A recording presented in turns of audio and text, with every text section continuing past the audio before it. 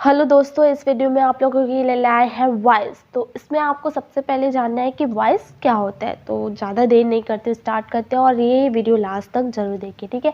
तो सबसे पहले हमको क्या जानना है, वॉइस क्या होता है। तो वॉइस क्या होता है, वाक्य का सब्जेक्ट और वाक्य की क्रिया के बीच के रिलेशनशिप को वॉइस कहेंगे, ठीक है। वाक्य का सब्जेक्ट और वाक्य की क्रिया के बीच के रिलेशनशिप को हम वॉइस कहेंगे, वॉइस, ठीक है। और दूसरे तरीके से भी देख लेते हैं, वर्ब का वह रूप वॉइस कहलाता है जिससे पता चलता है कि कर्ता कोई काम करता है या कर्ता पर कोई काम होता है, ठीक है।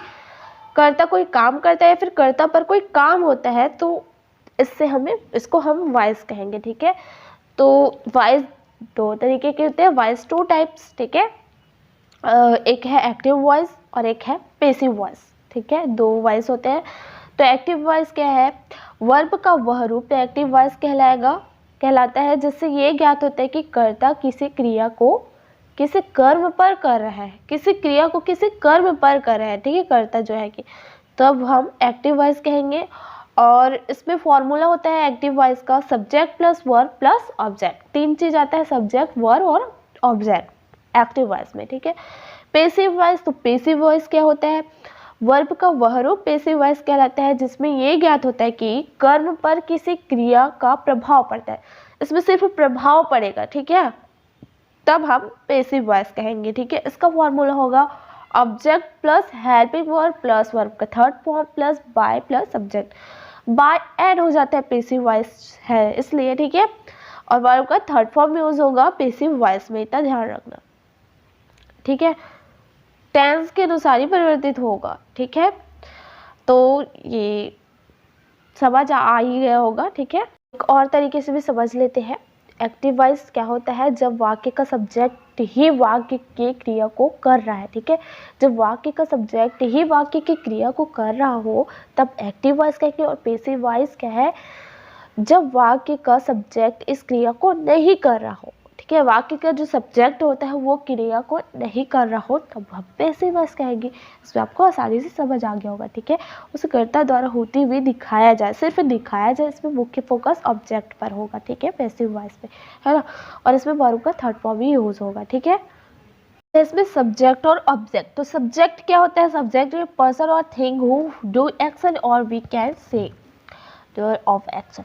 तो सब्जेक्ट क्या होता है, कर्ता, सब्जेक्ट है कर्ता है, तो कर्ता क्या है, क्रिया करने वाला को हम कर्ता कहेंगे, क्रिया करने वाला को कर्ता कहेंगे। और ऑब्जेक्ट क्या है, उद्देश्य, से उद्देश्य कह देंगे या फिर कर्म बोला जा सकता है, ठीक है, जिसके बारे में वाक्य में कुछ कहा गया हो या फिर बोला गया हो, बोल सकते हैं, ठीक है, जिसके बारे में वाक्य में कुछ कहा गया हो या फिर जिसके बारे में वाक्य में कुछ बोला गया हो उसे हम ऑब्जेक्ट कहेंगे, ठीक है, ऑब्जेक्ट कहलाएगा वो, है ना।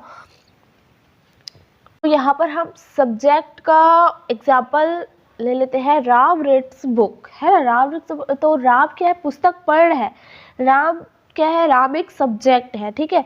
तो पुस्तक पढ़ रहा है, ये क्रिया हो रहा है ना, पढ़ता है, राम पुस्तक पढ़ता है, तो क्रिया में आ रहा है, ठीक है। तो क्रिया करने वाला हुआ ना, तो राम रीड्स बुक, ठीक है। राम इज राम एक सब्जेक्ट है, ठीक। अब ऑब्जेक्ट का हम एग्जाम्पल ले लेते हैं, राम सेल्स फ्रूट्स, राम जो है कि फ्रूट को सेल कर रहा है ना। तो यहाँ पर क्या है, फ्रूट जो है कि ऑब्जेक्ट है, ठीक है। और है एक बार और एक्टिव वॉइस को समझा देते हैं। एक्टिव वॉइस में क्या है, कर्ता उसे सीधे तौर पर करे, इसमें मुख्य फोकस सब्जेक्ट पर होगा। एक्टिव वॉइस में जैसे राम एक पत्र लिख रहा है, तो Ram is writing a letter, तो राम एक क्या है, पत्र लिखने का काम कर, राम लिख रहा है ना, तो राम के द्वारा काम किया जा रहा है, तो यहाँ पर एक्टिव वॉइस होगा, ठीक। आगे है, देखो एक्टिव वॉइस का पहचान क्या है, इसमें सबसे पहले आता है आपका सब्जेक्ट, वर्ब और ऑब्जेक्ट, इससे पहचाना जा सकता है एक्टिव वॉइस को, जिसमें सब्जेक्ट और वर्ब फिर ऑब्जेक्ट आएगा, ठीक है। और वर्ब में बदलाव होता है, ठीक है,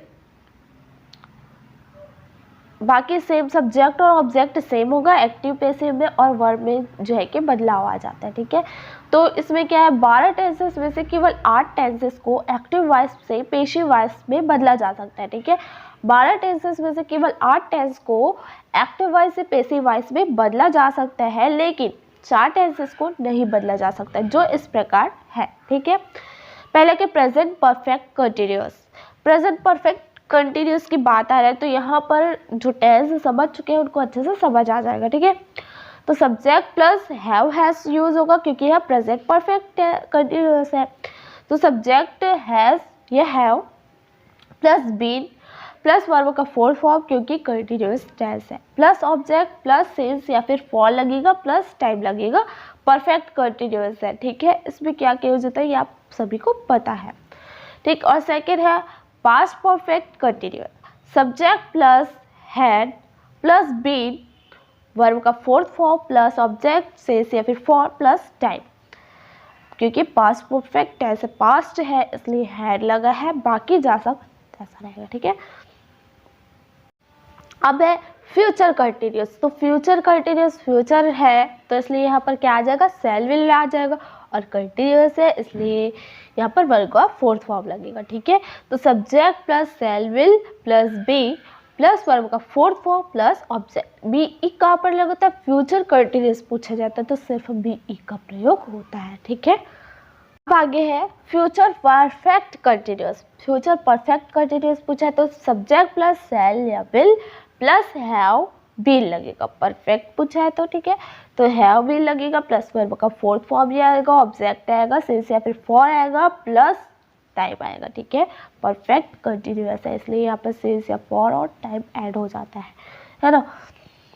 तो एक और चीज़ है change active voice into passive voice. अब चेंज एक्टिव से पैसिव में कैसे चेंज किया जाता है उसके लिए हमको क्या रूल या नियम बोल सकते हैं, ठीक है। तो स्टार्ट करें रूल नंबर फर्स्ट, इसको आप लिख लीजिएगा या फिर सुन लो ध्यान से, समझ आ जाएगा तो, या फिर रिपीट करके देख लीजिएगा, ठीक है। तो रूल नंबर फर्स्ट है ऑब्जेक्ट को सेंटेंस के स्टार्टिंग में रखा जाता है, ऑब्जेक्ट को सेंटेंस के स्टार्टिंग में रखेंगे, ठीक है। और सेकेंड रूल है टेंस के अनुसार हेल्पिंग वर्ब का प्रयोग किया जाता है, टेंसेस के अनुसार क्या हेल्पिंग वर्ब का प्रयोग होगा। रूल नंबर थर्ड है वर्ब को वर्ब के थर्ड फॉर्म में बदला जाता है, ठीक है, वर्ब को वर्ब के थर्ड फॉर्म में बदला जाता है।